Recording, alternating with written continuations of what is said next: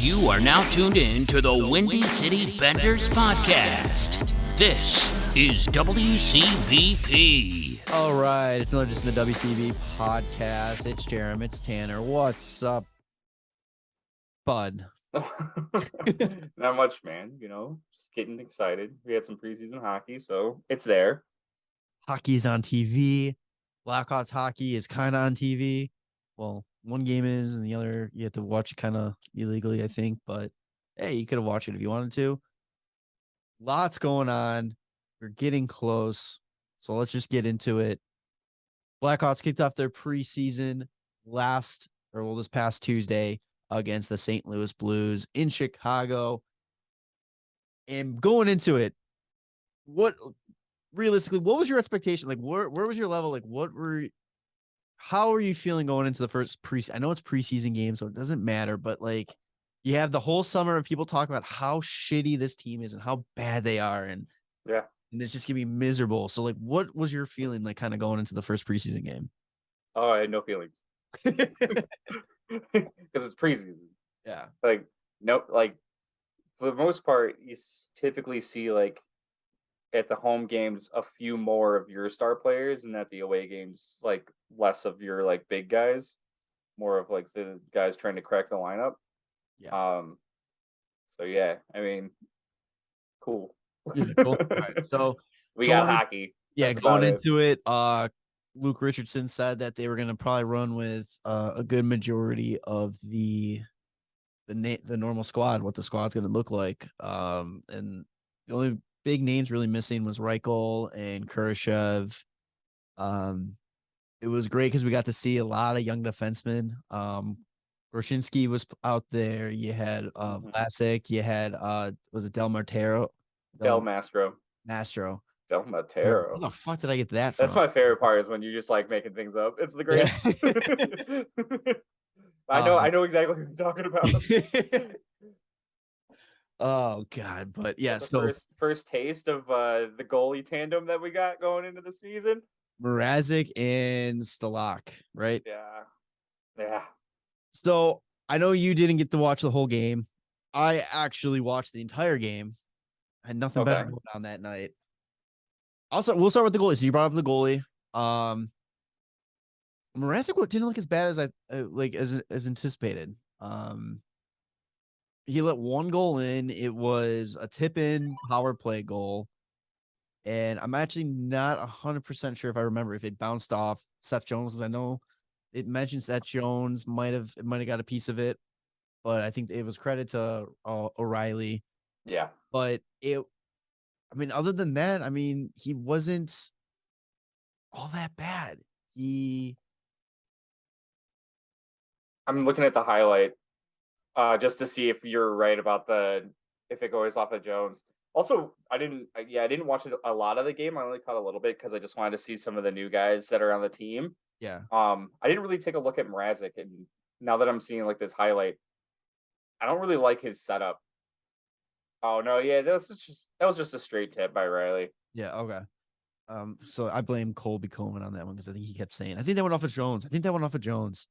But anyway, he faced 10 shots and just let the one in. What do you don't like about a setup? I don't like it. I don't like the pads. I just don't think they look good. Oh, you're sure you're talking? I thought you were talking about like setup, possibly like how he plays the game or something. No, you're straight talking about. No. I'm talking about like his gear. Gear Yeah. Gear whore Tanner. I mean, goalie gear is like the coolest shit, man. It's it is the most customizable, and like when you can do pretty much anything that you want, and you have a pretty good like color setup. Like the Hawks have one of the greatest colors like schemes, because you can go red, black, and white, but they also in the logo have still like blue and yellow and green and like orange. And, like you can have like little hints of like color that kind of follow along the feathers. And I don't know, like a lot of people just go black, white, and red. So it's all right, but I don't know. I just didn't really like the style. There really hasn't been good Fleury's was good with the old school like tan. Yeah, that was also amazing. That's the kind of shit you can do as a goalie. Like you could do whatever you want. I think He using the chose Hawks, to be black. using the actual Hawks colors. I don't think there's been really good pads since Darlin. Honestly, everybody else. Yeah, Corey was the basic the shit. ones like I really like the pads that he had where it was similar to like the sock itself. Yeah, do Yeah, those. Yeah. Stalock didn't favor much any better than Mrazek. He 9 shots, 12 shots, 9 saves. He let up 2 power play goals, 1 even strength goal, and he actually let up another goal that got waved off sides that and you can't even say that he stopped because of the whistle because it was such a bang bang type of play and he just did not know what was going on. But in his defense, it's been a while since he's actually played hockey. He got really sick after COVID, I guess. Oh He yeah. got COVID and he was dealing with something. So he was actually even concerned that he was even going to be able to play hockey again. For Yeah, how his bad last it games was. were in 2020. Yeah. I'm So assuming it was like before the shutdown. it's gonna be a little bit for him. Oh, he had one game last year. With San Jose, right? Yeah. I Huh. think he played in the minors. Oh, I'm just looking at NHL.com right now, Yeah. so maybe Because yeah.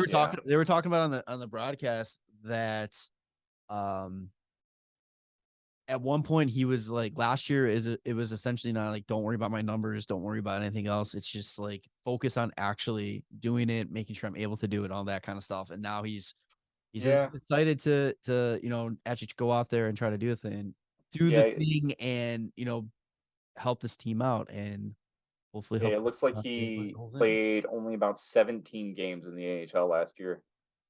Yeah, so he has not seen a lot of action. No. I mean, it's all right. Like as a career kind of backup, he's been a decently solid goalie.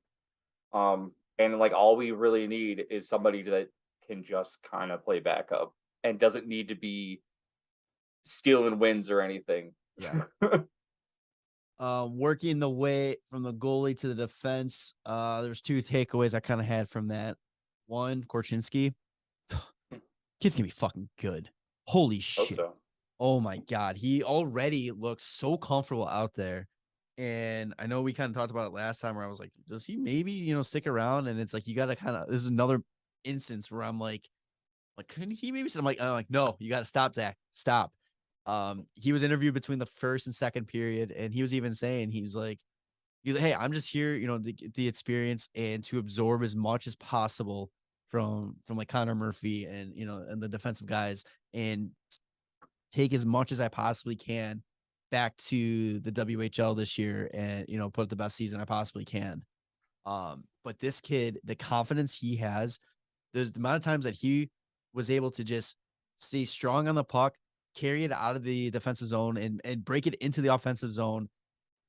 Did not look shaky, did not look nervous at all. There was a couple times on the power play where he saw the lane, to sneak in for an opportunity and he just cuts back door and goes in. And it's like, holy shit, like a kid that young should not have the confidence to be doing that in your first game. I know, granted, it's preseason, but still, Yeah. first NHL There's action. still NHLers out there. Yeah, I mean, it's not just all rookies and stuff. St. Louis was rolling with like a lot of their big guys too. It was their 3rd preseason game already, so they were rolling with. Was it really? Yeah. Third? Yeah, they had Sod, Kyrou, right? Like O'Reilly, obviously. Oh, I didn't even know that they signed Highmore, Braden Shen. Like what? Who else? They had Letty out there, Justin Falk. I mean, Bennington was in net. And I tweeted that out too. I go, maybe preseason, but my urge to punch Bennington in the face is midseason form. They shut him right before the game started put his helmet on. I'm like, you fucking asshole. I hate that guy. Yeah, he's a piece of shit. Yeah. But on top of that, looking at the defense too, the young guys that were out there, Vlask, Korchinski. Vlasic. What did I say? You say like Velas. Classic. God damn it. Just like the pickle, man. I'm excited. Del Mastro. These guys are fucking huge. Our future decor is going to be so fucking big. How big is Del Mastro? 6'4". Oh, he's 6'4". He's already 210. Oh, he's 19 years old. You see a lot of kids that are like 19 and 6'4", and they're still weighing about $170. So this kid's already got his some size his on him. his first shift, he goes out there and he fucking threw. I forgot who it was, but he put him on his ass, and I'm like, yes, let's go. Like our defense is going to be so big when these guys all eventually make it up to the NHL. Especially if Seth Jones is still there, I'm sure 6'4". Seth Jones will still be there. Yeah, 6'4" for him. 6'6" for Vlasic. Korchinski's 6'1", so he'll be the smallest guy. Korchinski's also listed at 185. So being 6'1", 185 at 18, like that's like I said, It's a lot of these kids that are coming out of juniors are usually a little bit underweight. Like when we drafted Doc 6'4", he was only like 180, 175. Like he's a big kid, but he was going to get tossed around because he's just doesn't have the weight behind the height. And these kids are coming in here with like the weight that they need. And I kind of wonder too if Del Mastro put that weight on like this summer, because there was still time watching him Vlasic out there. They looked kind of like Bambi still, kind of like trying to figure out how to use it. They're not used to it yet. Yeah, so that's a huge thing right there too, that a lot of people want to rush these guys up, and it's like that's a huge factor. Like these are still kids. They're still growing into their bodies. They got to learn to play at the high level with the size that they're getting essentially kind of overnight. Right. Plus, I mean, like I was saying like a couple times already, like you get a lot of the guys that are in junior and they are underweight. So like these guys that are at like a good weight and size right now, like if they're tossing those guys around in junior, like they're probably getting penalties called on them. Whereas like they make it to the show, everybody's got like a lot of muscle mass on them, and then they're going to be not used to that kind of play when the guy's actually coming back at them. Yeah. So they're going to have to, I mean, it's going to be good because they're not going to be on the team to start, but like they'll have plenty of time to kind of like get used to it. Yeah. Let's see. Oh, there's some more takeaways I had from this game. The penalty kill we're talking was not good. Blues scored 3 of their 4 goals on the power play. Not going to put too much into this one here. It's still early. Luke Richardson still probably put in his system in place. 2 of those goals were deflection. If anything, they got some good tape to kind of like just show kind of like, hey, this is the breakdown. Here's what we need to do and improve. There's all that. Speaking of overall play, the aggression. I loved the aggression from the team that the team showed. You mentioned earlier, like when Luke first got hired, that he said that this team is going to be tough to play against. Like teams are going to be a pain in the ass. Yeah. And you're seeing that take place a lot of times. We're so used to the Hawks kind of, backing off, not going to corners, at least not going to the corners hard, protective. They were guys were going in, they were throwing their body around, they were getting in the face of St. Louis, they were making their presence known. And that right there is a huge step up from what this team has done the past couple of years. And the fact that they're already buying into this mindset from him, it's fantastic. Yeah. Also with that too, them buying into it, it was probably the best. Let's see. I don't want to say this, like the best kind of like setup system hockey. Like you can tell that there's been a system put in place for how they want to approach each zone, and the players are actually doing that.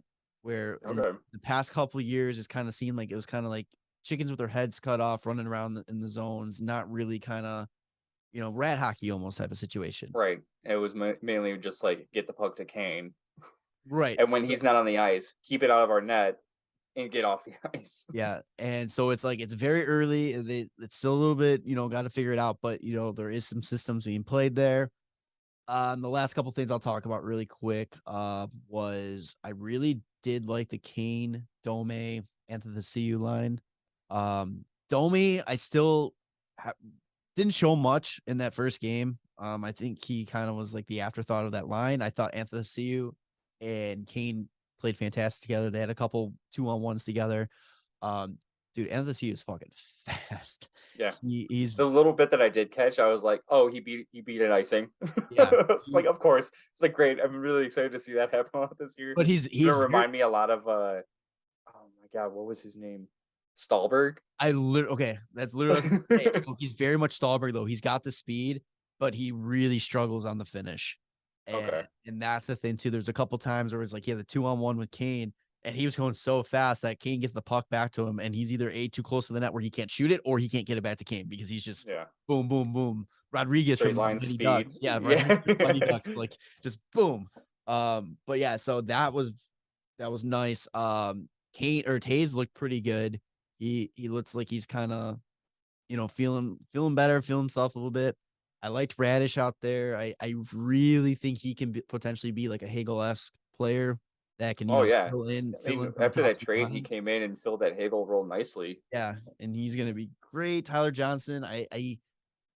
I hope they don't stick with him up on that first line or that line, Taze line. I think he is gonna be better in that 1C situation, or sorry, 3C situation. I don't think he has really what it is to be like a top 6 right now. I don't know if he's still I'm kind of. surprised he doesn't center Kane's line. They had more Dome there. Yeah. But I can see like if things get swapped around, like he'll probably end up being with Kaner at some point. I mean, we could talk For a about little. we'll talk about it too, like when we get to the Hawks episode. But too, Yeah. remember After a few more preseason games. hey, you also got to remember too. This was the lineup without Kershaw, but they didn't have Reichel, and those are two guys that are being penciled in by a lot of people as potential top 6 players. So there's gonna be a lot of different combinations out there that are gonna be interesting to see. But yeah, other than that, Hawks fall 4-1. Overall, minus the power play goals they gave up, I didn't hate what I saw, like what I was watching. If that's how they play this season, where they keep it close, they don't get blown out, and if they do get blown out, it's because of special teams. I'm totally fine with that. I'm just hoping it's not like last year where almost every game in the first 5 minutes it can be either a good game or completely lost. Because the first 5 minutes of like at least in the first 11 games last year really decided a lot of the losses there because they would give up multiple goals. Yeah. And then it's just like I don't want to watch the rest of this game. So as long as like they stick with it and like still show that they're fighting hard, even if there is like even if Ryan O'Reilly does score that power play goal like 2 minutes into the game, like nothing happens after that. They shut it down, and the one guy you were saying that like might steal a spot on the team, Cole Gutman, he gets a goal. Yeah. He was in that goal. He was just standing right in front of the net. It's just like, all right, good. If you want to stand in front of the net, take a beating, put the puck in the net. You'll definitely have a spot on the team. Like, yeah, it is. Yeah, just be competitive. That's all we ask. It's like we're not expecting a sneaky Stanley Cup run. It's just no. Make it worthwhile, make it entertaining, show that you guys are learning and developing and buying into whatever Luke Richardson is trying to build into this team. Like that's all that matters at this point. They played very next night against Detroit in Detroit. It wasn't on TV. In Chicago. It wasn't in Chicago. It was on TV in Detroit, I think. Oh, was it? Oh yeah. So I guess you could have watched ESPN Plus, but I'm not paying for ESPN Plus. I'm sorry. But this was a much better game, I guess. I don't know. Just based on the score, the Hawks beat the Red Wings 4-2. So it's always nice to beat Detroit, especially in Detroit. Future 40 goal scorer of the season, Dylan Sakura scores 11 seconds into the game. Sure. So that's pretty cool. Yep, exactly what you said. Yeah, they especially since they had Larkin playing and they had Sider playing too. They had Nedeljkovic in net to start, I believe. They had Raymond, I think, going to Lucas Raymond was in the lineup too, I think. So I mean, they had a decent yes, amount of guys. Yeah. So it's like, hey, they're being competitive against these teams that are hands down going to be better than them, and that's all you can really ask for. It was nice to see too. Kara got a goal. It was great to see him back in lineup, especially after last year. It was a very scary situation with the Trouba hit, and then he came back, and then he got hurt again, and was just shut down in mid-January. But I think the highlight for this was the glimpse into the future. Yeah. When Kuczynski sends a fucking beautiful pass. It was like from, what was it? Back it's from like the goal line? From like no, it was like top of the circles, like blue line-ish, I thought. And it was just between the D Lucas Reichel just catches it between like a whole bunch of guys like entering the zone, and just like 5 holes them. God, I am so excited for this. Like, Yeah, when shit like that happens, and I think it was against, let's see, yeah, top of the circle, about the blue line-ish, and he just kind of floats it into an area where he's gonna be, and he just goes 5 hole on Nedeljkovic. It's like, hey, there's some NHL guys out there, man. Like, yeah, these guys are holding their own. I think that's Reichel just saying, "Hey, put me. I'm here. I'm staying. I'm not going back to Rockford. Cancel that bus pass. I'm done."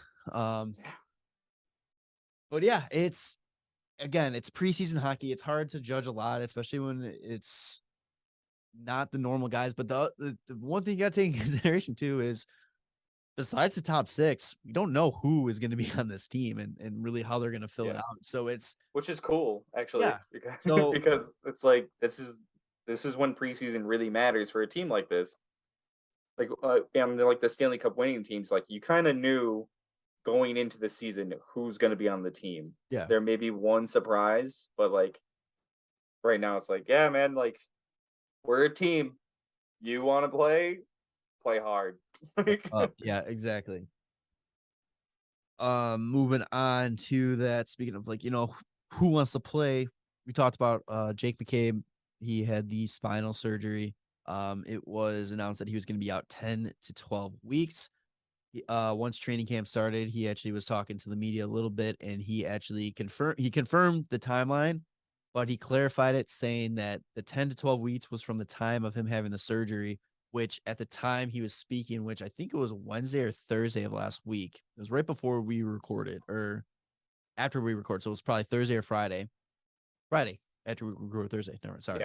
yeah, That it was 6 weeks. It's been 6 weeks since the surgery. So now you're about 7 weeks post surgery. So you're looking at possibly 3 to 5 weeks for McCabe to come back. So I mean, that's very great to hear. First off, that he's farther down, like farther removed from surgery than we initially thought. So you're probably looking end of October, early November for him to return to the lineup, which, hey, it's great. Get him out there.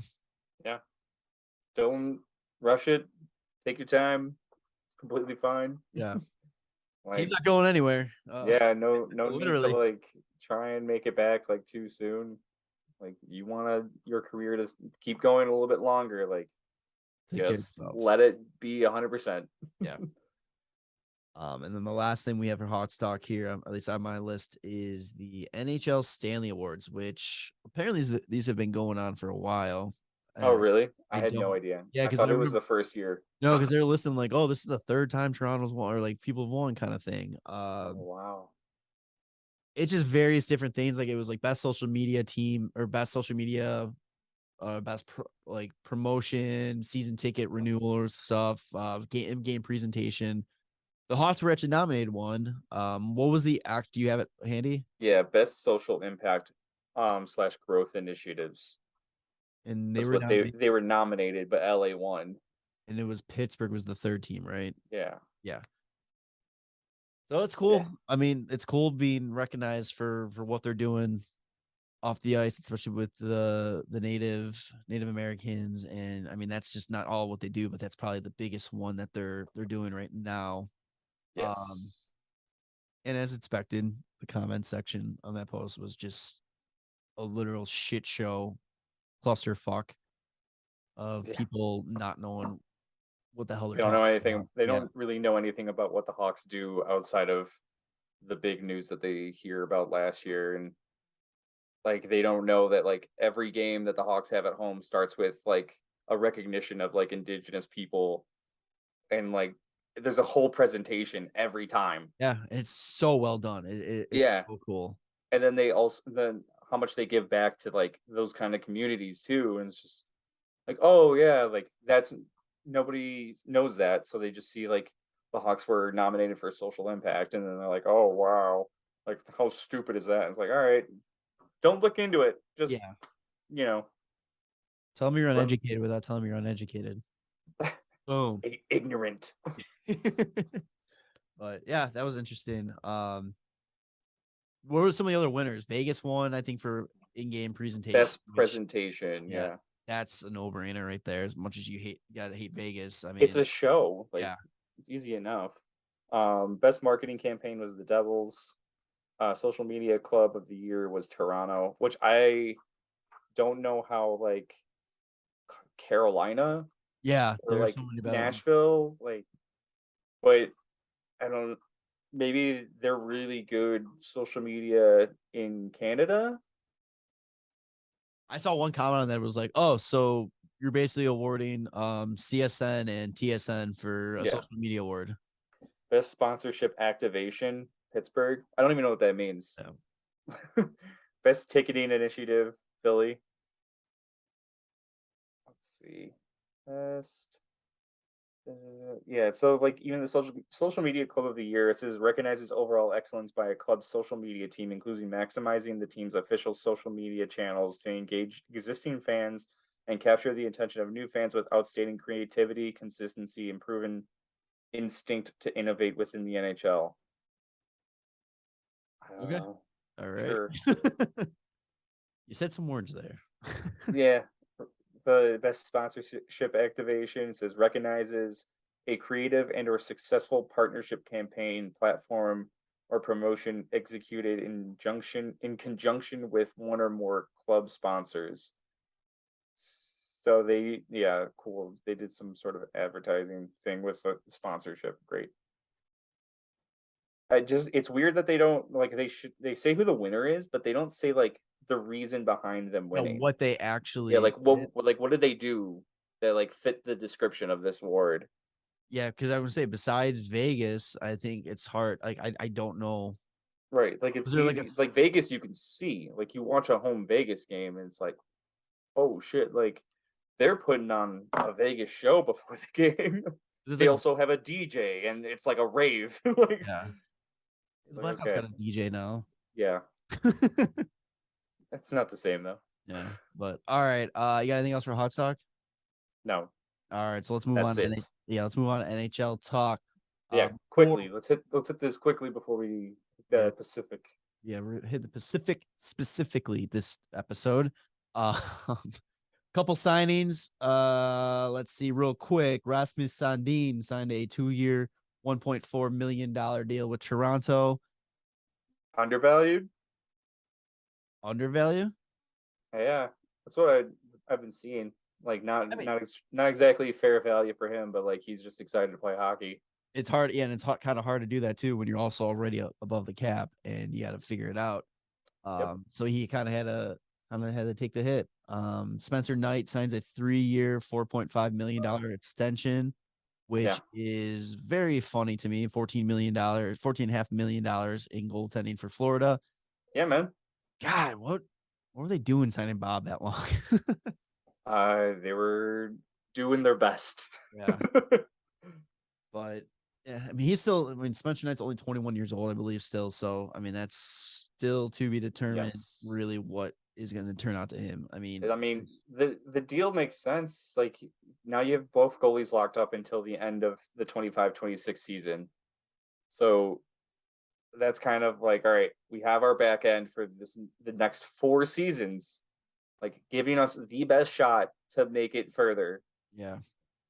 Well, friend of the show who covers the Florida Panthers, Matt Ross, actually saying that he's not fully bought into Spencer Knight. He's really nervous that they brought him up too quickly and that he's gonna have the Carter Hart situation going.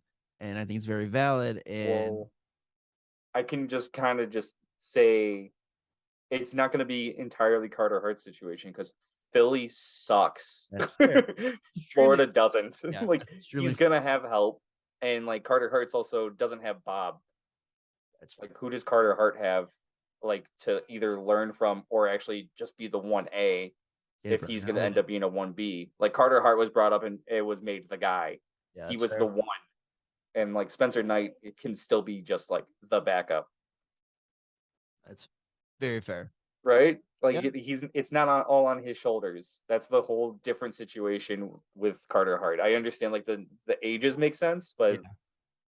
you're not expecting Spencer Knight to go out there and play 50 plus games this year. All right, Rossi. So if you're listening, I hope that helps you jump off Hope the that makes back off the you ledge feel a little bit better. Yeah. Yeah. And the last signing that's kind of worth talking about is Andrew Peaky. Yeah, I mean, it's just the other like not minor league signing. Yeah, I don't know if it's Peaky or Peak, but I would assume it's Peak. But yeah, it's just one of the defensemen in Columbus, just one of their young guys. And then real quick, the people who are still not signed, there's 3 restricted free agents still out there. Jason Robertson of Dallas, Nicholas Haig, there. I knew that's what I was gonna say too, but I'm like, I know this is gonna be something completely off. Hogway, Hogway, Hoogie. And Alex, you can take it away. Formanton. See, I gotta start trusting myself a little bit more. Yeah, man. All That's all right. 3 are still restricted free agents. All 3 do not have contracts. Haig, I know there's been discussion that they are not even close. Yeah. Which They also have no cap. no cap. They are over 10 million over.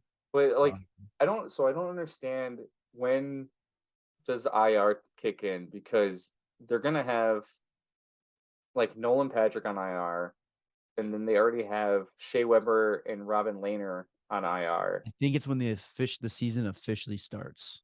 So like, do you have to wait till the season starts to? Well, then that'll be under the cap for them. I think so. You have to be under the cap by the start of the season. So I don't. That's like I wish we knew the caps, like how the cap works, like in more detail. Right. Because it's like we know the stuff that they say, like, oh, well, this team's got to be under the cap. You can be 10% over until this time period, blah, blah, blah, and all that kind of stuff. But it's like what they don't tell you is how exactly do you do that? Because obviously, yeah, you got to have to trade a guy or something like that. But it's like all these teams are able to like move players around, and you just send a bunch of guys to the minors that can't be claimed and get under the cap, and then just call them back up. I don't know. It makes it makes no sense. Because like, yeah, like for like long-term injury reserve, we have Shea Weber and Lehner, and like they're 12 million altogether, and currently they're 10 million over the cap. Does that count currently, or is that like day 1 of like the season? Like even Montreal is like 10 million over the cap, but they're not going to have like Carey Price. I'm sure they have probably other injuries too, but I don't know how it works exactly when it comes to like first day of the season. Yeah, I would love to get a cap expert on the team or on the podcast for an episode and kind of learn that, and advanced stats guy. I would love to have another advanced stats guy come on and try to explain in more detail some of the stuff. Last couple things, injuries. The one injury that kind of is a big deal that kind of came out is John Tavares is going to be out for the start of the season for Toronto because of an oblique injury. They're estimated 3 weeks. So that is going to be very interesting. That's going to affect the team very much, but hey, Mr. Also, because we were talking about the RFAs, Nick Robertson or Jason Robertson. I don't know if you saw this, but Kevin Weeks said that he can't see a deal below like 8.4 for Robertson, and I think the Stars only have like 6 million in cap space right now. Yeah, under 7. Yeah. At what point though do you just sign the 1-year deal just to get it going so you get out there? Unless do you sacrifice some of the season while you wait to get under cap situations? Like, do they have injuries that guys that are going to go LTIR? I don't know. I don't know. But like, also, if you're Dallas, like, you're just not going to have like one of your best players out there. Exactly. That's what I'm saying. Like, what are you waiting for? Like, how are you not? Anton Khudobin is on IR. That's the only guy they have on IR right now. And that's 3 million. So that'll put them at like 9 million. Yeah. But like, why don't you just move someone? It's the old saying, you can't lose a season, or you can't win a season in the first week, but you can sure as hell lose it. Yeah. And you're going to really, especially in a tough Central Division, which I think the Central Division might be one of the most improved this year. Like, you're going to take the chance not having one of your top players for an extended period of time because you can't find a way to make the cap work? Buffalo Sabres should just fucking offer shoot him. Just $8 million. 7 years, $8 million. Yeah. Last thing before we get into this division preview, a couple head scratcher of comments have been came out. Oh yeah. Funny enough, both from Toronto. First, Weird. That's social media. Yeah. Sheldon Keefe said that the team is working with the idea of using Mitch Marner in the defensive position. Okay. Yeah. Makes sense though if it's end of the game situation and you need a goal. But then Dice kind of brought up a good point. Like, why do you need to take reps for that? Like, what's the difference of just, going the same mindset of pulling your goalie? Yeah, I don't know. Like, yeah, it makes it. Maybe it's like you're desperate and you really need a W and you start the third period with him on the blue line. You're just so done with your defensive unit that you're just like, fuck you guys. We're going to put a forward out here. Yeah. To do your job because we're going to put Marner in net actually. And we're going to set him up with a knuckle puck like Keenan Thompson and D2. With Matt Murray in net, you might need to. I mean, it might be the play, honestly. The goalie's the shooter. Get the goalie. The other head scratching didn't directly come from Toronto, but it involves Toronto. Elliot Freeman on 32 Thoughts podcast. The Leafs will factor Connor McDavid into their long-term cap plans. Oilers should be wary of the Leafs, especially in the cap situation they are currently in. Leafs are going to go in all-out pursuit of Connor McDavid. Now, here's where this is just fucking batshit crazy to me. And it was kind of like being talked about in our group chat a little bit about it. They're in the same cap situation. They both have cap hell. Noli brought up to the point saying that, okay, well, Toronto is going to be in a different situation in a couple years. Cap's going up, guys off the books. Okay, cool. You know who else is going to be in a different cap situation? Edmonton. Guys are coming off the books. Cap's going up. They'll be able to resign him.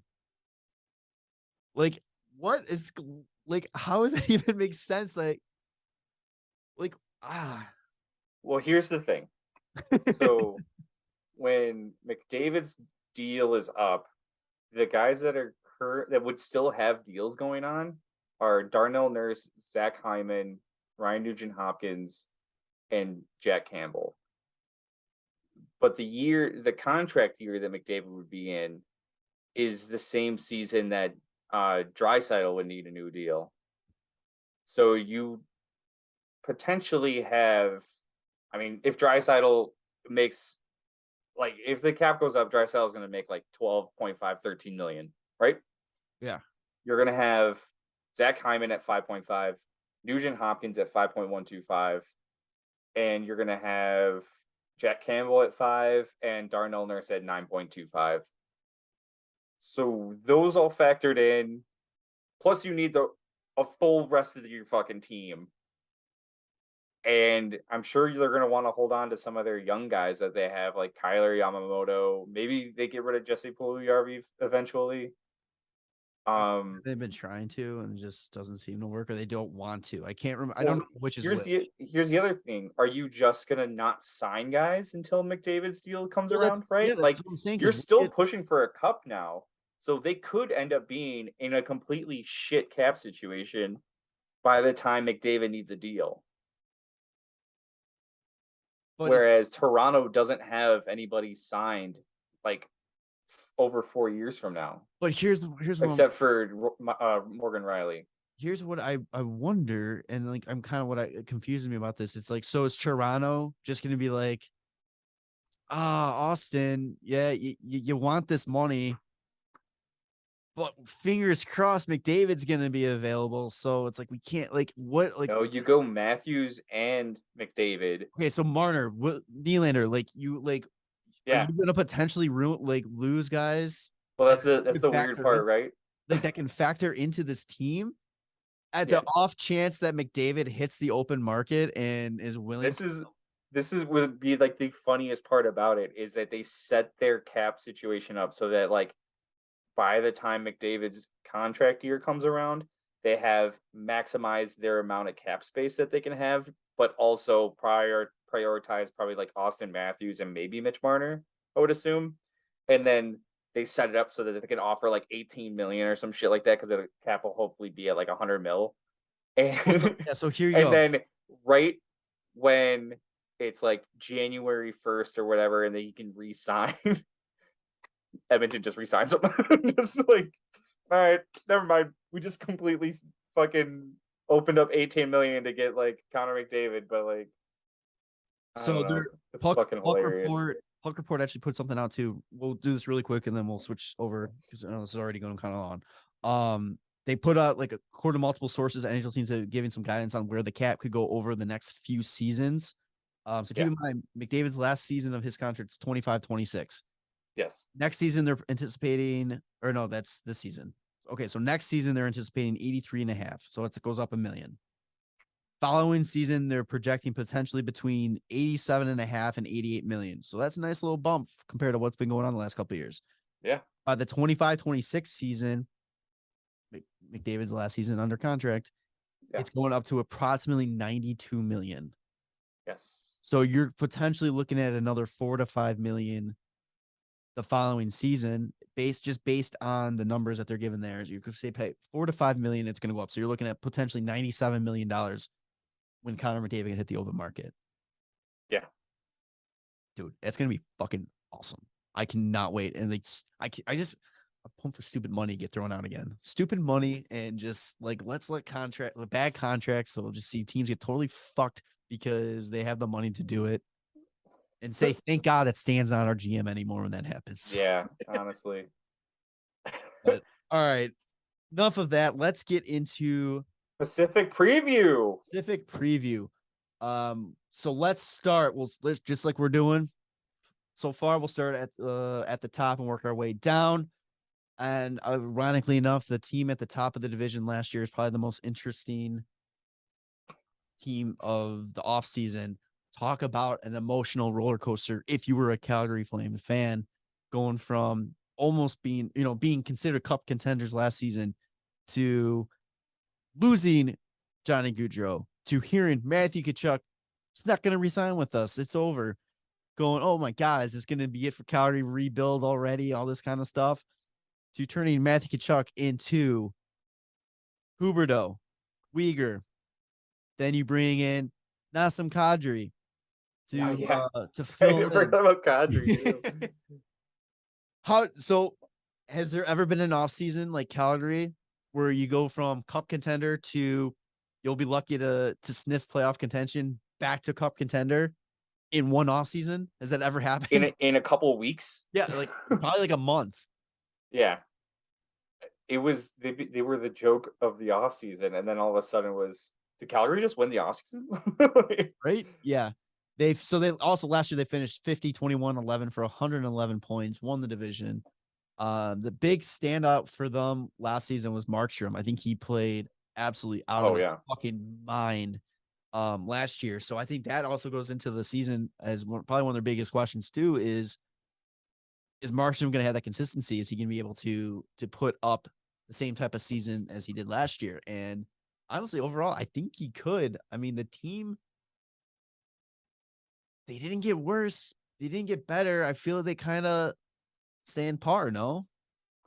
I think they're returning basically the same defense plus Weegar, aren't they? That's huge. Yeah. I'm trying to see what their defense was last year. Like their leading scorer last year for defense was Rasmus Anderson, who still on the team. I didn't realize he had 50 points. Holy shit. 4 goals, 46 assists. Noah Hannafin, Oliver Shillington, Chris Tanev, Nikita Zadorov, Michael Stone, Goodbranson, who went to Columbus with Johnny Gaudreau, but that's not a huge miss when you're bringing in Mackenzie Weegar. Right. And then Juuso Valimaki. Oh my God, I forgot too. They got Sonny Milano right now on. Yeah, he's on a PTO, which is bananas to me. Yeah. what else? They did some signings this offseason.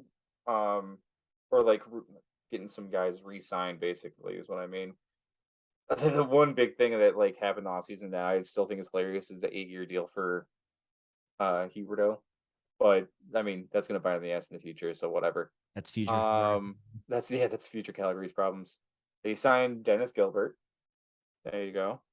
I don't think Brought there was Michael anything Stone too in on crazy. a PTO again. I feel like that guy just is just always connected to Calgary. I feel like they trade him, they get rid of him, they bring him back in, they buy him out, they bring him back. Yeah, I mean, fucking the team's gonna be good. I'm surprised that they picked up Nazem Kadri out of nowhere because it was at that time it was all talks of Islanders getting him. Yeah.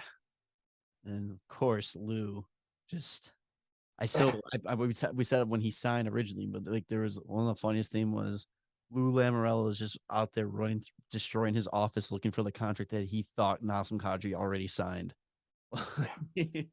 Like this is what they're. I forgot they picked up Tyler Toffoli too last year. Their current depth chart on Cap Friendly is Huberdeau, Lindholm, and Toffoli as Ooh, their first line, and that's kind of nasty. And then Mangiapane, Kadri, and Blake Coleman as their second line. ooh, Dylan Dubé, Michael Backlund, and Trevor Lewis on their third line. I'm surprised they don't have somebody else playing that right wing.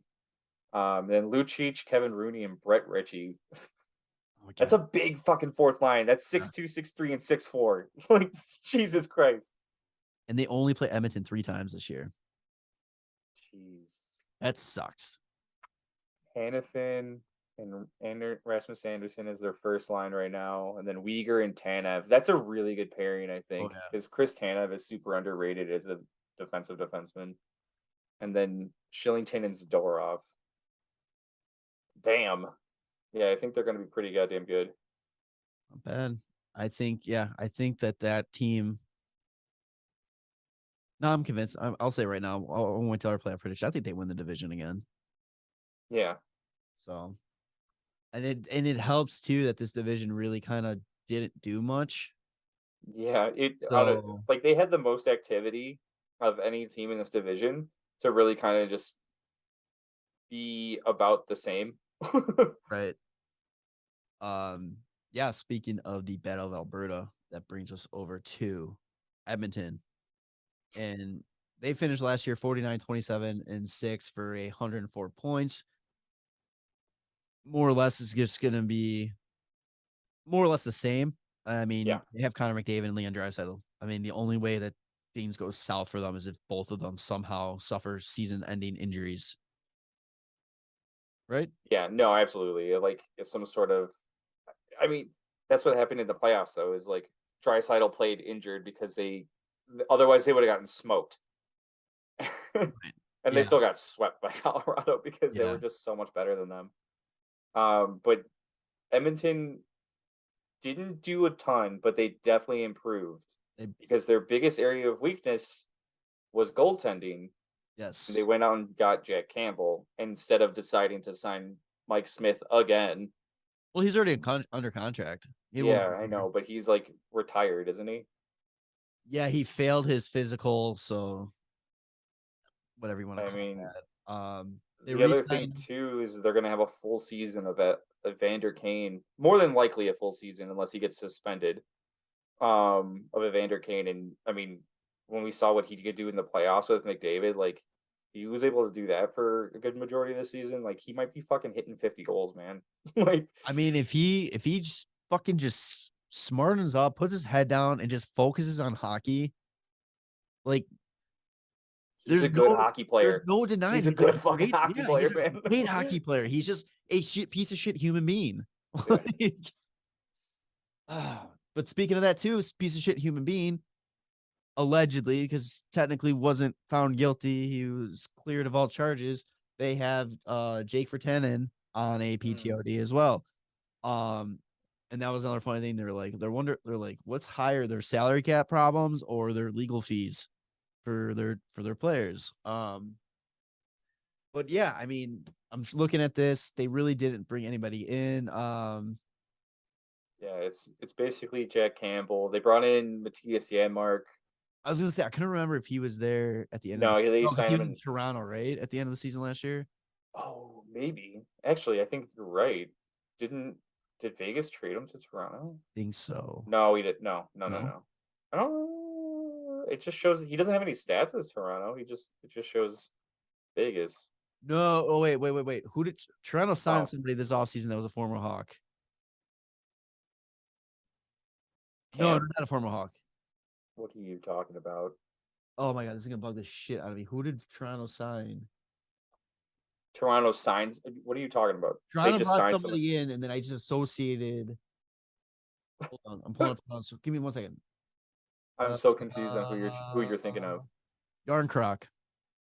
For some reason, I consider like the kind of like the name. I don't know. Oh, Yanmark and Yarncroc. Kind of like just whatever. Okay. Yeah. Moving Okay. on. Yeah. I'm trying to think. Like they signed Ryan Murray. He was on Colorado last year. I mean, they're basically returning the same team. They just don't have Duncan Keith or like Mike Smith. Um, So addition by subtraction there. yeah, a little bit. Yeah, it's they're gonna still be good, but they're still gonna be heavily relying on McDavid and Draisaitl. Yeah. So, like you said, if anything happens to them, that team's screwed. Right. Yeah, Probably the I'm curious if they're still gonna try and move Puljujärvi. Pool party. I feel like Yeah. I is it so is it he doesn't want to be in Edmonton or Edmonton doesn't want him and they just can't make it work like a move work. I feel like there's some one part of that situation does not want to be there and I just don't I remember if it's it was Puljujärvi, and then he came back, and then it's Edmonton. I don't fucking really know. oh, I don't think I think he's kind of like he's a decent player, but 98 points in 260 games, and he was drafted fourth overall. I don't know if like drafted a little too high. I don't know. They're gonna be about the same. I think they'll probably win some games they ended up losing last year just for the reason that they have Jack Campbell instead of Mike right. Smith. Yeah. Like Jesus Christ, those playoff games when Mike Smith let up a goal from the far blue line, I was like, what is fucking happening in this game? Yeah. What are these teams like? Why is every game a shootout? Like Right. McDavid would score like 5 fucking points and they would lose 6-5. Like, are you kidding me? It's it was if you watch baseball at all, it's kind of like Edmonton reminds me of like the Los Angeles Angels. You have two of the best players in the league But they can't on a do shit. team that can't fucking do it. Right. In a Like way. I think of like over the summer, I remember hearing like a few stats a couple times where like Shohei Otani and like Mike Trout have like tremendous games and hit like 4 RBIs each, and they lose like 11-8. It's just like, what the fuck is this? Like, are you kidding me? Like, that's the type of shit Edmonton is. Edmonton is the Los Angeles Angels of the fucking NHL. Oh, that's actually a very good comparison. I like that. Yeah. All right, let's move on to probably the biggest surprise of this division last season. The LA Kings. Yeah, bud. I think we all both kind of talked about last season in the preview. We were like, wouldn't be surprising if they snuck into a playoff spot, but we just don't we both felt that they weren't there yet. Yeah. Well, they snuck into a playoff spot. They finished last year 44, 27, 11 for 99 points. Let's see real quick. Looking again at who they kind of added and They got Kevin Fiala. That was the big addition yeah, this offseason yeah, because Minnesota's cap situation is so fucked. And they weren't going to be able to sign Kevin Fiala because he was due for a deal. Yeah, they ended up trading him, and I want to let me see. Let me pull up the trade again. It was Kevin Fiala for Brock Faber in a first round pick of the last, in the draft that just happened. right. So they got 19th overall, and then Brock Faber, who was on Team USA for World Juniors and played for University of Minnesota. Second round pick in 2020 for them. I think he's like I've heard of him before this too. I think he's like just probably a solid college prospect for that LA had. But I mean, Kevin Fiala had a fantastic season last year. I mean, he got a ticket too, right? Like it was like Yeah. a 7-year. He had 85 points in 82 games last year, 33 goals and 52 assists. Like that's so solid. And actually it's a pretty decent deal for a point per game players. 7.875. Yeah, I mean that's a great pickup by LA, and I think I don't. Okay, so where do you think they stand right now? I Same, think they push for a better. playoff spot. I think that they push better for a playoff spot this year because of that addition. I mean, Philip Deneau was a huge offseason move that they had last year that like didn't nobody really saw it pay off as much because I don't think anybody really paid attention to LA besides LA fans. And I Because mean, it's the LA West fans are Coast, also only paying attention to probably basketball and then the Rams last year anyway. the East Coast bias, man. Like the Midwest and the East Coast, you don't get coverage on those West Coast teams as much. Yeah. Oh god, yeah. And then when the playoffs rolled around and you saw Philip Deneau basically shut down Connor McDavid, they were just like, "Oh shit!" Like that was an amazing pickup. It's like, yeah, I think we all started to see that. Um, what else did they do? Like, I'm very interested to see a full season with Byfield. yeah, I mean, he was what second, third overall that year. He was Uh, second overall in 2020. yeah, They knew he was more of a project. He got 10 points in 40 games last year, 5 goals, 5 assists, but it's the size. He's 6'4", 215. Fuck. he's Yeah, the size and like the raw talent that he apparently has. Like, is it gonna explode this year, or is it just gonna be like a full year of kind of like, all right, watch this kid like just get gradually better. I wonder if Turcotte plays a factor in this team at all this year. Oh yes, that's the other guy that I want to. I don't know, when does Turcotte break the lineup? I mean, he played 8 games last year. Victor Arvidsson. I forgot he was there. They still have a buyout for Dion Phaneuf, Woof. and they're still taking a penalty from Mike Richards for the next like 6 years. Yeah. What's Turcotte been up to? That's another guy we could have drafted. He had 18 points in 27 games in the AHL last year. So I don't know. I feel like maybe he's got another AHL season in it, like because this team, like, where would he fit in? Right. Like It's not. that, It's like it's not no need to rush him. Especially, I mean, he's only 21 years old. He's a smaller guy, so it's like you kind of don't want to force him on the bottom six line. right? Grouping. It's like he kind of is the type of player that I think he needs to be top six type of guy. I mean, you Yeah, can like potentially let him say, just let him shine in the AHL yeah, because and he's a center, isn't he? yes, Like your centers right now are Anze Kopitar, Philip Deneau, Quentin Byfield, and then you're not going to put him on the fourth line, right? yeah, no. Like, are you going to try and fit him on the wing? Like, I don't know, man. That's gonna be a pretty fun first line. Anze Kopitar, Adrian Kempe, and Kevin Fiala. Like, Yeah, did that's you know Kempe had 35 goals last year? nope. Didn't know Denault had 51 points. Yeah, he's solid, dude.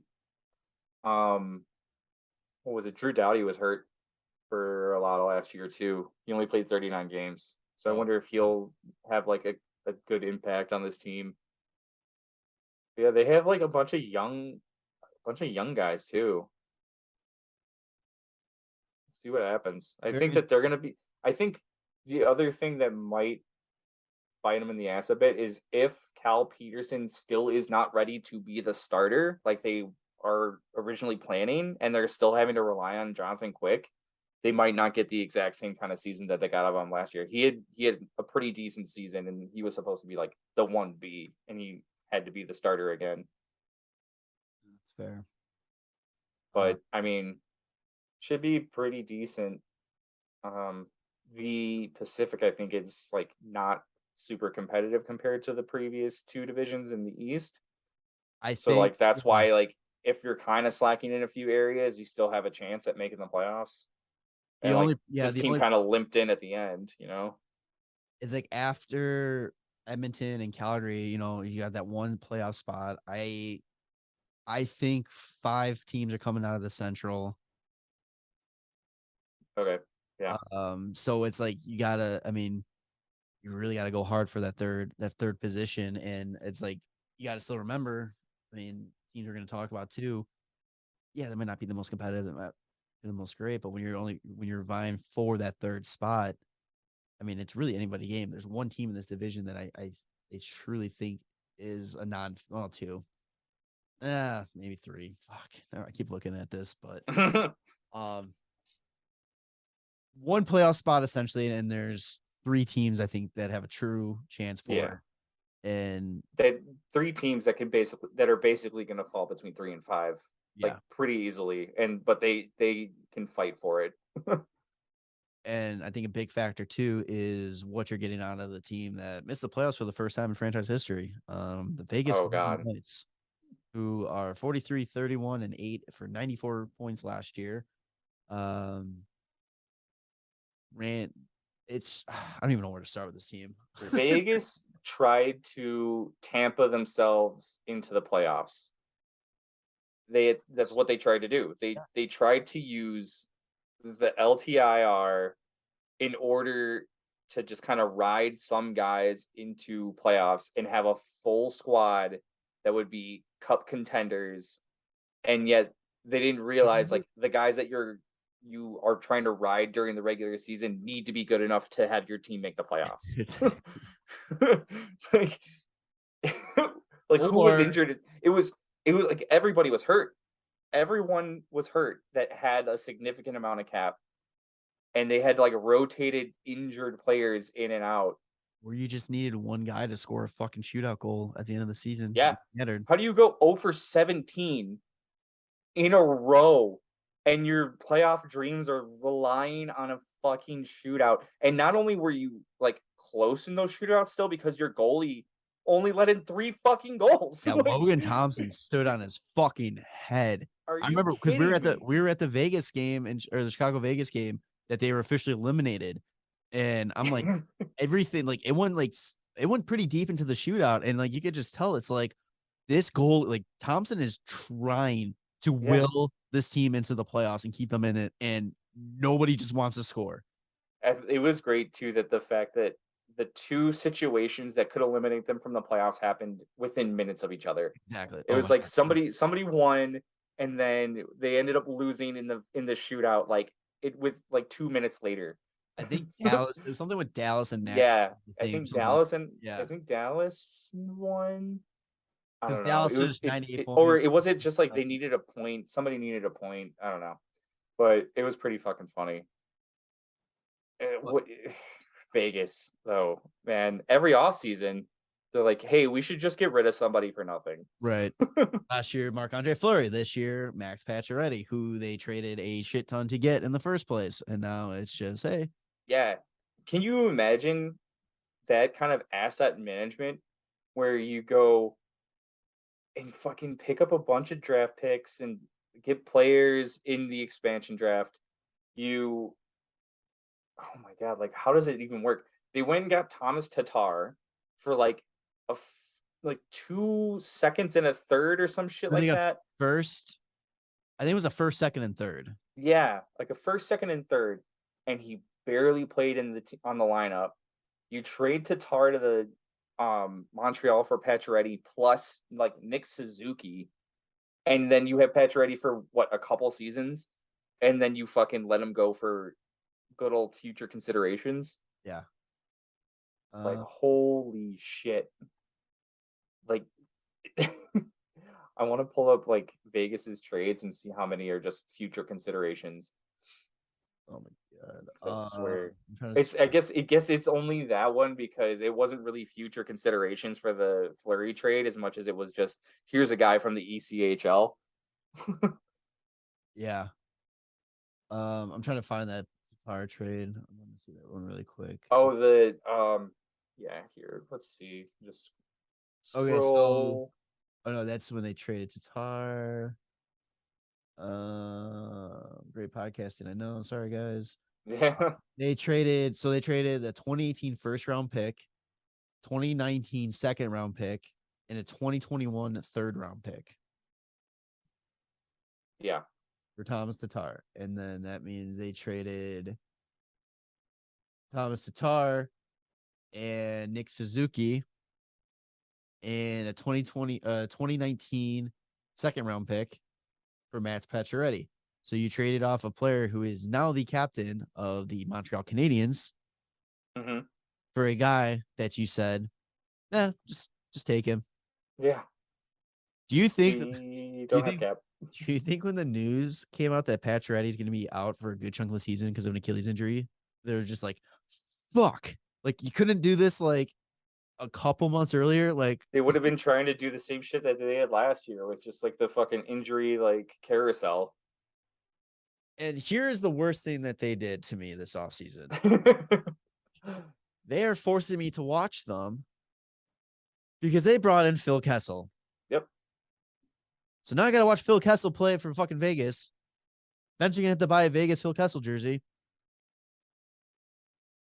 But yeah, the motivation, I guess, to plan for a team that has a chance to potentially make the playoffs has really lit a fire under Phil's ass because he looks fucking great. Yeah. Like he lost True. a lot of weight. He's playing with Eichel in the preseason right now. He's got an assist already. He's got a little pep in his step. I didn't even think about Eichel and Kessel together. Dude, he might put up 20 plus goals. Yeah, that's true. I forgot another thing they did the offseason was they traded away Evgeny Dadonov again. And this for time Shea Weber. Yeah, this time it went through. Yeah, this time But yeah, essentially you're trading another player for nothing.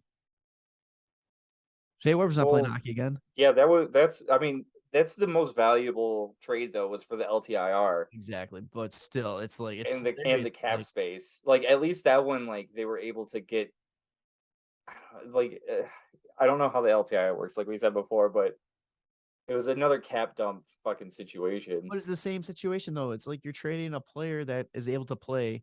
That had a good season. That had actually a really the only difference is there's no future there's the future considerations versus you get a player that's never going to play.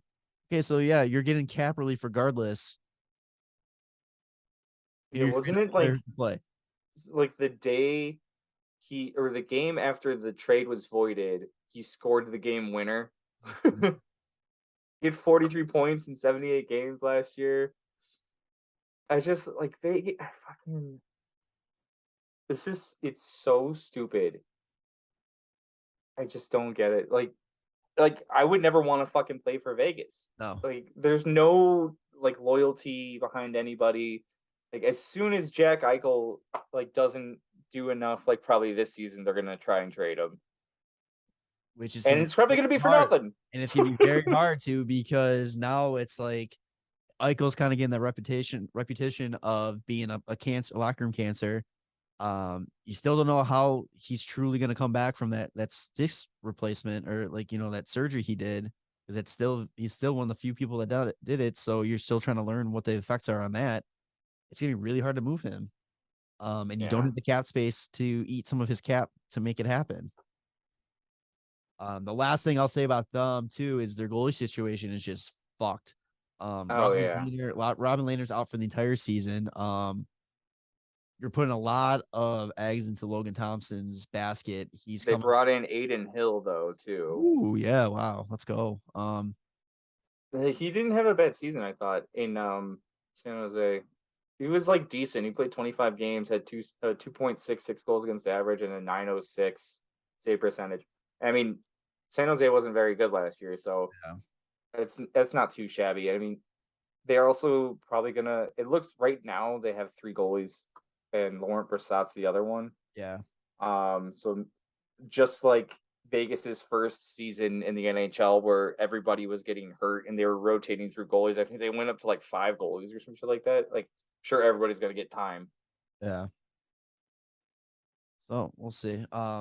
Nolan Patrick's out for the whole season already. We already know that. Better or worse, stay the same. I'm just gonna, only because of Phil, I'm gonna say they got better, just because the Phil, the thrill, the holy Mackinac. Yeah, they got worse.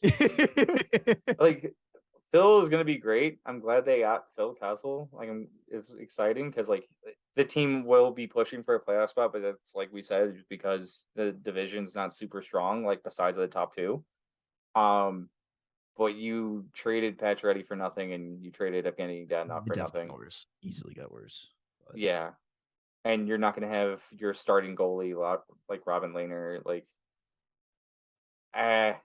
also, I don't really even think Lehner's that great. So, but it's a hell of a he's lot still more different. of an established starter than what they are going to be rolling with. They still haven't signed Nick Hague, which we talked about. Like, I don't know. Shea Theodore's sick. Trangelo's fine. I mean, they got good guys. I mean, yeah, the guys that they do have are great. It's just they don't have the money to get those complementary pieces and the little things that they actually need. I think goaltending is gonna fuck them. And I think they have enough good guys, but I still don't think this team's good enough to where they're in a situation where it's, hey, it doesn't matter who's in net, we're gonna roll with it. Like because we're that good that it doesn't matter who's in net. I still think that I bet you they end up. I bet you it's gonna be the same situation that they missed the playoffs by a couple points, and it's gonna. And this time, you can't blame on the goal, or you can blame on the goaltending. I think. just looking at like where they ended up as players, like points wise last year, it looks like Marchessault led the team with 66. Actually, I think Pacioretty led the team, but he's not on there anymore. So yeah, he was the leading point getter. Yeah, So. I mean, is it you're starting to see the guys that like made a name for themselves on the team at the expansion draft aren't putting up those points because like now there's a fuller team around them, but fucking Mark Stone only played 37 games last year. Yeah, he was out for a while. Oof. Yeah, I mean that's also kind of a huge addition. Then He was a guy. He was like he was the Kucherov of them. Like he got hurt, and then they were just like. That's right. So that's what part of the injury carousel that was going on because Jack Eichel came in. He didn't start right away because he was still on IR, and then Mark Stone I think got injured like right when Eichel came in. Eichel played 34 games and Mark Stone played 37. Like if they get a full season, yeah, they're gonna be better, but they still didn't get better. You know what I'm saying? Yeah, no, 100%. They as a team did not get better, but they're going to end up being better because they'll have more games from their star guys. And hopefully Phil Kessel allegedly keeps going. He needs what 7 to tie, 17 to 7 to tie, 8 to break it, and then it's like 18 for 1,000 or 19, I think. Yeah, it's 989 is the record. Yes. So he's at 982. So he needs 7 to tie it, 8 to break 18 to 1,000. Yeah, that's cool. That's something I'm looking forward to. Yeah, 100%. All right, the last team that in the group of 5 that have a realistic shot at making the playoffs is Vancouver. Last year they finished 40-30-12 for 92 points. Again, this is another team that I'm kind of running real quick through their list, and they didn't add much to their team. I mean, they brought in Colin Delia and Wyatt Kalynuk, both guys, that I wish I wish would have panned out a little bit more here. Colin Delia, I could care less. But yeah, I mean, the big thing for them was they were able to lock down JT Miller long term. They were able to get Besser re-signed 2 for 3-year extension, but he's also going to be missing some time. I think he just got reported that he got hurt and he had hand surgery on Monday, so he'll be out 3 to 4 weeks. Not the worst in the world, but still, again, kind of talking about Jason Robertson situation, different situation, but it's like, hey, you're missing a key player to start the season when it's most, especially in this division where you need as many points as you could possibly get for that last spot. Yep. This team was making a push for the playoffs too, like right at the end of the season. Yeah, they were right there. I think they were still like feeling the little hangover at the beginning of the season too, from like their end of the shortened season where they played 20 games in 25 days or some shit like that. Yeah, some ridiculous number. I don't know, like it's pretty huge that I still think it's so funny that JT Miller ends up just signing a massive extension with them rather than them trading him after all of that fucking Well, yeah, trade rumors. everything was talked about. Yeah, it's so funny. Um, yeah, I mean I think they'll still be good. I I wonder. It's kind of my whole thoughts are relying on if Elias Pettersson just has a monster year again. Yeah, I don't know why he seemed like it was so quiet last year, but he was still like 68 points in 80 games. That's the other thing. Is Thatcher Demko going to be like the guy yeah. and like so solid this year? He played pretty decent last year, but like he doesn't have Halak to back him up this year. Who's their backup right now? Right now it's listed as Spencer Martin, which I don't even know. No. He's played 9 games in the NHL. Yeah, So that's not good. That's scary. If you're a Canucks fan, that's got to be a little bit worrisome there. hey, like we said, with the way that this this division is, when trade deadline comes around, and the Hawks have, I don't know, and maybe Stalock plays pretty good as a backup this year, and they want a more solid backup, take a deal.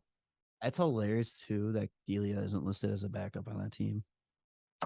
Yes, we were Dude, just talking. You were just talking about that too. So that's what I was like. Wait, what? Yeah, Colin Delia is still so fucking funny to listed me. as being in the minors. That Oh, is, they still have Michael DiPietro too. I think that is like one of their big goaltending prospects. yeah.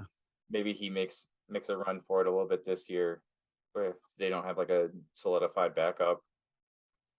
Yeah, I'm Yeah, I mean, surprised that Kalinuk's not this is listed on very the NHL team either. But I guess they have a few more like well established guys. Like I mean, Quinn Hughes is insanely good. I feel like he hasn't had as much buzz about him since his like rookie season, but he still put up 68 points in 76 games last year. I think the other thing that kind of puts Quinn Hughes like not as talked about is because of Adam Fox and Cale Makar being basically the same age and just like winning Norris trophies. Oh yeah, and then there's Quinn Hughes, who's also really fucking good, just not Cale Makar and Adam Fox. And like again, I it's think you said before, it's the East Coast West bias. Coast, East Coast Yeah, bias. Yeah. yeah. But yeah, man, they have like all the tools to be like really good. JT Miller fucking 1 point away from 100 last year. Like, who would have fucking thought? Who would have thought? Not me. That's for sure. Not me. And Yeah, then no, there's I think that they have the ability to definitely surprise, and maybe be a more solid 3 than Vegas. But it's really dependent on if Thatcher Demko is just going to be like the guy. and also a huge, I think one of the biggest storyline for this team going into the season is kind of like how long until they pull the trigger on possibly moving Bo Horvat. Horvat. Horvat. Yeah. So like that's another thing too. Like at one point he was closer to an extension than JT Miller, and then all of a sudden, whoop, Miller signs, and now it's like, okay, well he might be Horvat might have to leave now. Yeah. Or you move something else, Yeah. Like if they're not in a playoff spot by like the trade deadline, like maybe they are looking to move some other guys. I don't know. Like Tanner Peterson's making 3.25. He's 30. Fucking even Ilya Mikheyev. Even if you like, just because you signed him in this offseason doesn't mean he has to be like a huge piece. Yeah. He does have a modified no trade clause though, so that sucks. Oh, I think Connor Garland, somebody that they would probably end up trying to move. Like he had an okay season, but He was listed. Yeah, he was listed too. The thing that hurts them though is it's a 4. He's got after the season 3 years left at just under 5 million, which yeah. that's rough. That is rough. That was one of those. That was the OEL deal, wasn't it? Or the Yeah, OEL still has 5 years, including this season, and he didn't really have a stellar year last year either. They're also still stuck with Tyler Myers for another season after this, but they might be able to move him. He might be. He's just got a 10-team no trade list that he would have to do if they wanted to move him. Yeah. I don't know. They could be pretty decent though, because their biggest talent is very young still. That's what I think. Yeah. All right, so we're going low. Oh, and they have that Kuzmenko guy. Sorry. They have that Andrei Kuzmenko guy who they signed from the KHL, who's like, Supposed to be good. yeah, 53 points in 45 games last year. He's what, 25-ish or something like that. 26. So they might be a little surprising. Yeah. So since we're going a little bit long here, and the bottom half of this division really, there's not much to talk about because there's not. I personally don't think that there's any like expectations for those guys. I think Seattle's going to be a lot better than they were last year. Yeah, it's gonna be a lot better. Yeah. So real quick, last season it finished San Jose was 6 with 32, 37, 13, 77. Anaheim 31, 37, 14, 76, which is disappointing because they started out really hot. And they were kind of surprising a lot of people. And Seattle, obviously 27, 49, 6 or 60 points. Not surprised there because of the way that they started their expansion draft and the players they did it.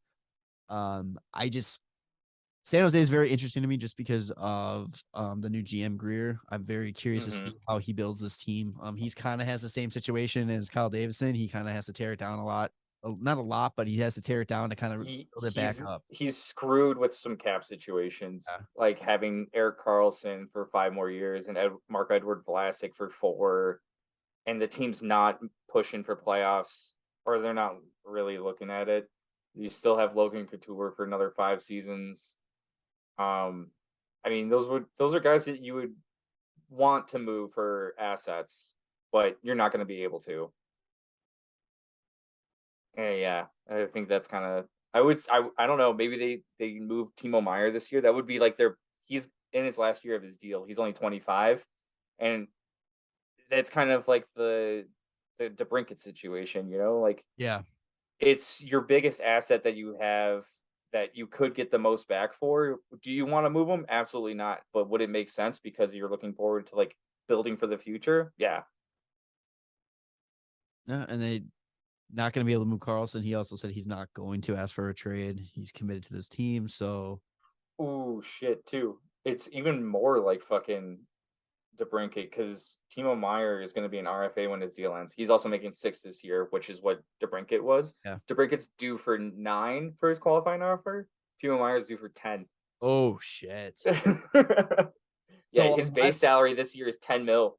Unless you can move another piece and you have a fast track for the rebuild, I mean, you almost have to. I mean, that might be your hopefully they get a little bit more money, or not more money, more. Kevin LeBlanc could be a guy that they moved to. He's the one that took less money after they showed up Vegas in the playoffs that one year. Money on LeBlanc. But I mean, yeah, this team's not gonna do much. Then you have Anaheim.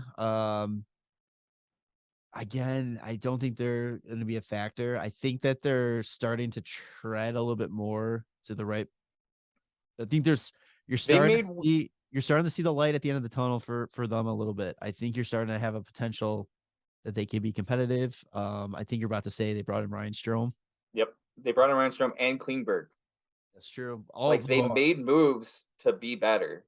I also though think Klingberg's a 1 year. Yeah, he's 1 year and he's going to be kind of a deadline flip. I think Klingberg. Oh yeah, that was just fuck. I need to go. Yeah, but I mean, he still makes them better. Like they're gonna be. Definitely.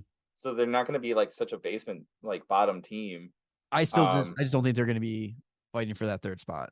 They have some pretty good, like they have a good setup for like when the trade deadline comes around, and if they're not in the playoff spot, because like Klingberg will be a good asset to flip. Kevin Shattenkirk would be a good asset to flip still. Yep. Dmitry Kulikov, I'm sure some team would want to fill out like their bottom 6 on the defensive end. Like that's what is so funny to me. Like I feel like every trade deadline, Anaheim's got defensemen to just get rid of. Yeah. And they always just end up working it out that way. I don't know if they'd be able to get rid of Henrique at all, but like him and Silverberg only have 2 years left. I mean, they have the cap space too that they could eat a little bit of money there. I mean, they still have 16 and a half in space, so they can. It's a young team too, for the most part, like what they're building forward, which is why I still don't understand how they just didn't sign Sonny Milano. I don't understand that one. But maybe it was just like the highlights that made me think that him and Zegras had a lot going on together. But I still think And Toronto's good. Like, I don't think he's a bad player. Like, that makes zero sense. And plus they still had John Gibson, and there's always that talk of like, hey, you could get the most for that guy right now, yeah, which would not surprise me if eventually Toronto ends up getting over some shit. I'm excited to watch Zegers again. I'm excited to Yeah. see Oh, McKenna. speaking of Zegras, he got laid the fuck Oh out. yeah, he did. I didn't Oh think it was my a bad god. hit until I saw No. the elbow come up though. I don't know if that Oh, elbow dude. was like after impact or what, but I mean he got fucking hit though. Yeah. Either way, I think Anaheim's one of those teams that's going to be like fun to watch, just because of Zegras. Like he just does the craziest shit, but like they also just have like good skill guys. Cavish too is gonna be.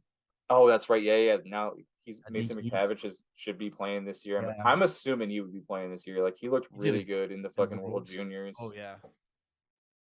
I don't see it like why he would be. Unless, I mean, it's similar to the Hawks though. Like if you don't want him to play, like he doesn't have to. Like what line would he be on? Yeah. All right, then last but not least, Seattle. General consensus is they are going to be better than last year. I still Oh think yeah, they're trying to find their identity a little bit. But the huge thing is they now have their young players to build around and Shane Wright, just magically falling down to them at 4. And yeah. then also, what's it? Matty Beniers Mears. Yeah. is going to be looked at. And then they went out and they signed Andre Burakovsky, who just won a Stanley Cup, and then they got Oliver Bjorkstrand, who I honestly have always just thought of those two guys as basically the same player. Same person. Yeah. Like 100%. can you imagine like you're left or they're both left wings and right wings. That's what they're listed at. They can play either side. Both You have two 27. lines with basically the exact same player. Both playing. They're both 27. One's making 5.5. One's making 5.4. Yeah. So like they're the only 61 points, 57 points. I just Both 20 plus goal scorers. Like I just feel like hilarious. Seattle is Thanos of the NHL, just collecting goalies too. Yeah, they are. Grubauer, Dreiger, Martin Jones. Don't they have more guys too? Magnus Hellberg, And and Joey Decord. yeah, like when they keep like, yeah, we signed Martin Jones. It's like, oh, did you move another goalie? Yeah, Did you stop? Did you move one of those other guys? No. No. Okay. Did they sign Michael Kempney in the offseason? Or yeah, they did. What else? They have I mean, I think that they're gonna be a good team this year. It's fuck. Definitely Did Matty Beniers play 10 games at the end yeah, of the season last year? yeah. And he had 9 points. Michigan, because Michigan got bounced out early. Yeah, I didn't know that he had 9 points in 10 games though. That's fucking insane. He's gonna be good. Yo, that's gonna be Calder Trophy. Watch out. And you got Shane Wright, who's got a fucking chip on his shoulder. So Yeah, he's not even listed on their depth chart right now. really, Yeah, Shane Wright's not. Like he's but this is also just on cap friendly. So oh yeah, let's see. Where is he? Oh, there he is. I would assume he plays, but I mean he doesn't have to. Like they don't have to play him. But if he was like one of the most NHL ready prospects, he put up 94 points in 63 games in the fucking OHL last year. Like and that was him playing in the OHL is not gonna fucking do anything for his season that they said he was phoning it in because he just had that believed he had that first overall pick locked. Yeah, and he'll put up 90 fucking 4 points. I would definitely have him on this fucking team. 100%. But I mean, yeah, I'm sure he's gonna be on the team. Whether I don't know where he fits in currently, but he would be better than Alexander Wenberg. He's probably better than Yanni Gord. But I don't know. It's gonna be exciting. I kind of want to watch some of these games just because this team is so like young, and man, that's exciting. All right. So real quick, who's your playoff teams from this division? Oh, Calgary, Edmonton, and I think I'm gonna have to say Vegas, just because of the addition of having like full seasons of Eichel and Stone. Yeah. Unless like, like they get fucking hurt again. Like they're gonna be screwed. Like this team can't win without their big fucking guys. Makes sense. Yeah. I agree. That's why I have down 2. But I will also say that I think if a 4th team is to come out of this division, strong look at LA. I think that they're gonna build. Seattle.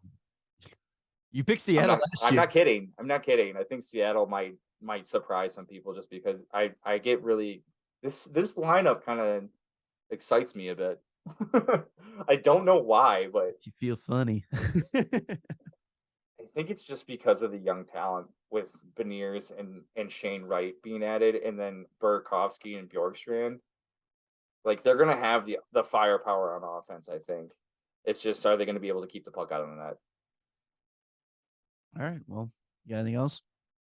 Nah. All right. So episode 193 Pacific Preview 2022.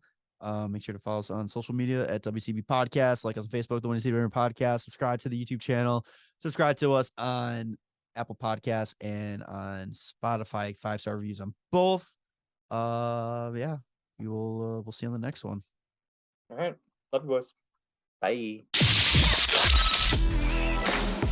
The Windy City Benders Podcast. Subscribe to the show on Apple Podcast, Spotify, and YouTube. And follow the boys on socials at WCB Podcast.